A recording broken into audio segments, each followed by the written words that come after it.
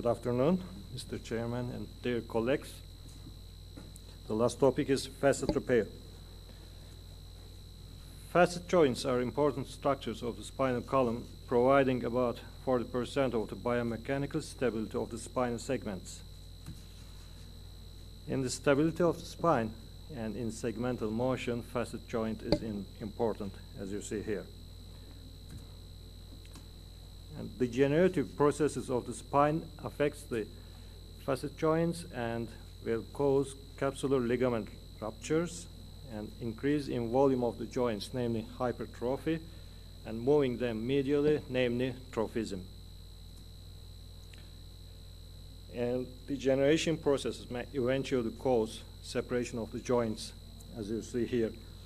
This is a young lady doing well for the last 3 or 4 years, not operated yet, under follow-up, but you see how this bilaterally the facets are separated.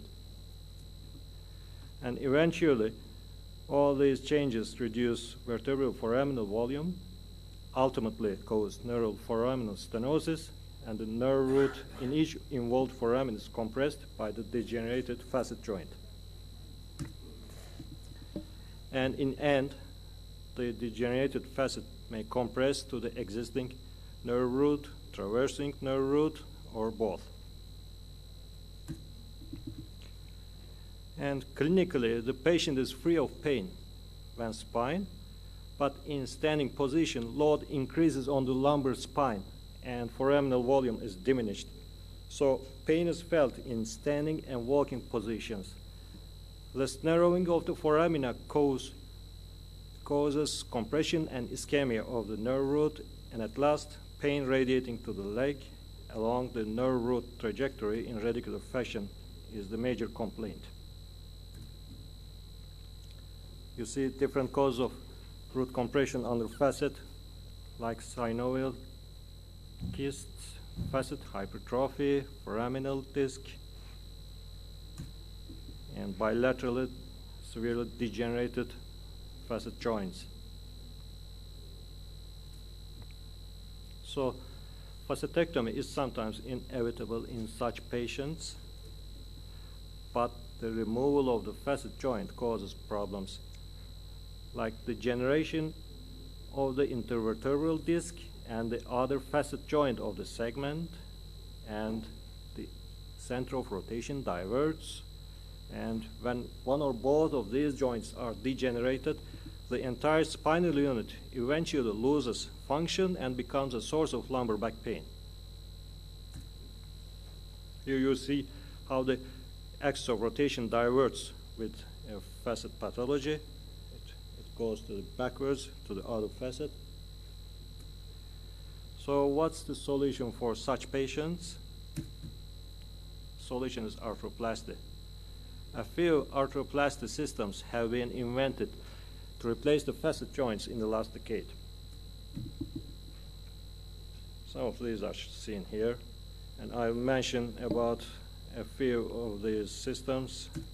First is total posterior arthroplasty device TOPS system, originally introduced in 2006 and issued 1 year later. The device is designed to replace the posterior elements of a functional spinal unit and provide flexible stabilization and spinal alignment. You see bilateral pedicular screws connected by intertransverse bars, and in the morning one of the colleagues mentioned that the system is under trial in the United States at the moment for FDA approval. But it has some handicaps according to me. It's too bulky, hard to apply, clinical outcomes insufficient, so could not find enough supporters. Another system is total facet arthroplasty system. The device maintains motion within physiologic values after wide decompressive laminectomy and bilateral or total or partial facetectomy. You see the cadaver photo of the system. Also, an advantage of this system is it can be applied at the L5 and sacral level. Again, but like the top system, it's bulky, it's a huge system, toilsome surgery, hard surgery, and clinical outcomes insufficient, so it could not find enough supporters. Dynamic stabilization system was first introduced in 2008, mainly invented to stabilize the spine to treat stenosis with instability or discogenic back pain. It allows the surgeon to utilize either a rigid connector versus the less rigid connector.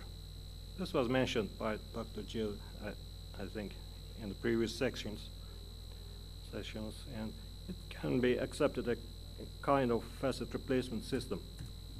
The interconnector is a complex device allowing the surgeon to apply it in a tough way or less rigid way, but this system is, of course, it I think costs a lot of money, and no sufficient researches or publications about the DSS.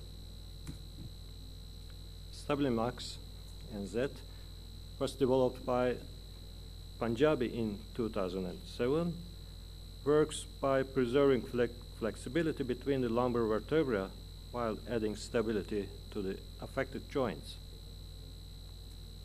This is a complex system. Pedicular screws connected by mobile interconnectors, working with ball and socket joints on each end. I found just a few papers about this system. I think it's kind of it resembles to the ortho system, but the difference is the pedicular screws are rigid in the system. And last, Fulcrum assisted soft stabilization system. It's a dynamic system using pedicle screws and ligament, in addition to a fulcrum in front of the ligament. It's kind of graft ligament system, but in front of the ligament there's a fulcrum to prevent hyperextension of the system. So some of these systems are too complex to apply, and none of them have yielded optimal results. And I'll mention about a simpler method of facet repair, just a dynamic rod and a dynamic screw. Any kind of dynamic screw or any kind of dynamic rod. Two hinged screws connected to each other by a dynamic rod, and the system is more flexible than the previously applied hinged screw rigid rod systems, and it simulates the facet joint motion.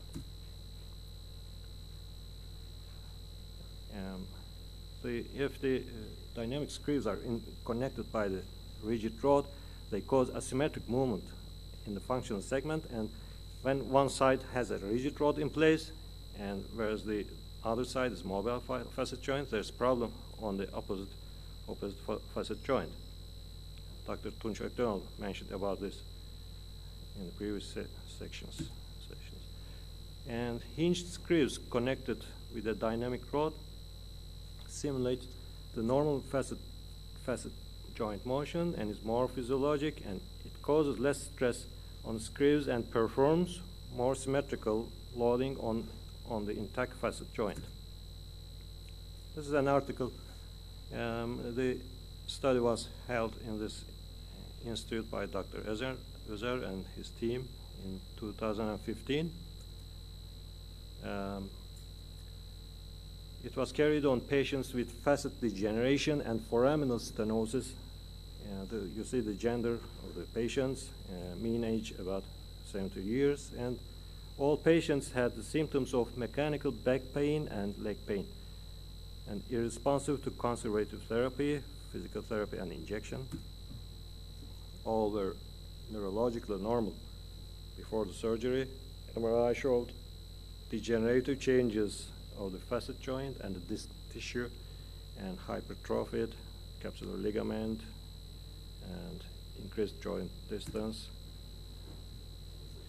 This patient had left leg pain and facet separation. And for all these patients, unilateral facetectomy and neural foraminal decompression was performed. And after decompression, fixation with two dynamic screws, namely Safinaz, and dynamic rod, named Balancy, but the Balancy is out of market now, was made. You see the post-operative X-ray of one of the patients. So all the patients were examined periodically after the surgery, and they were followed using the FASS scale and ODI scores, and for radiological follow-up, X-ray and CT were used. No surgical complications were observed. All had good to excellent outcomes after the second follow-up visits, and in radiological controls, no failure of the fixation of the system was observed. You see the clinical data, they were almost totally disabled before the surgery, but at the second follow-up, they are almost pretty well.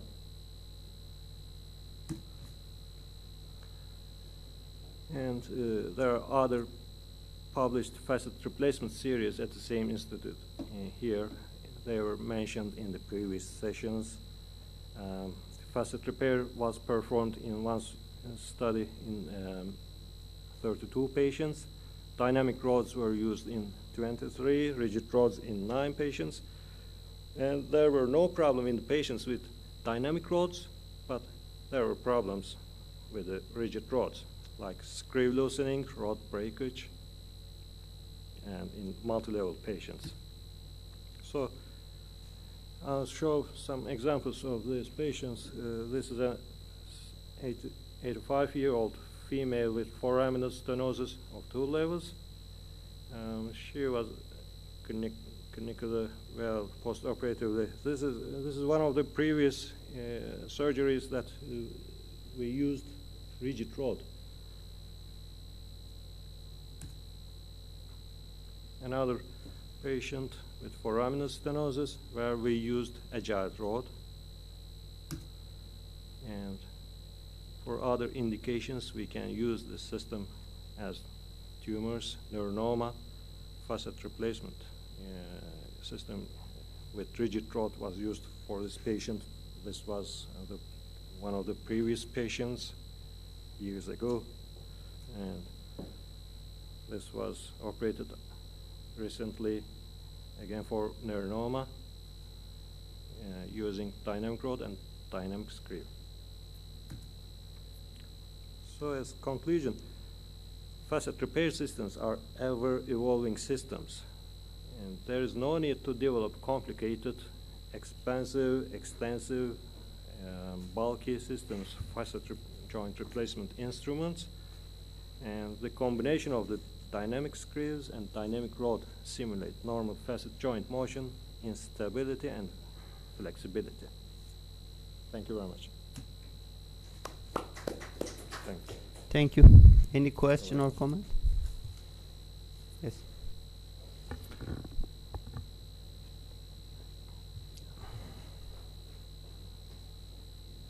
So much for this nice presentation. Just we know that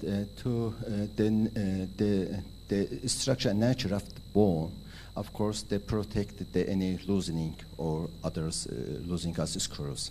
Yeah. Just now, when we put the unilateral screw, that of course for the shear load, the other side is a normal, but not normal, but it's a degenerative facet joint. That of course there are many differences with shear of load on the safe, no surgery facet joint, and this side that we put the unilateral. Of course, it may be lead to loosening the screw or others.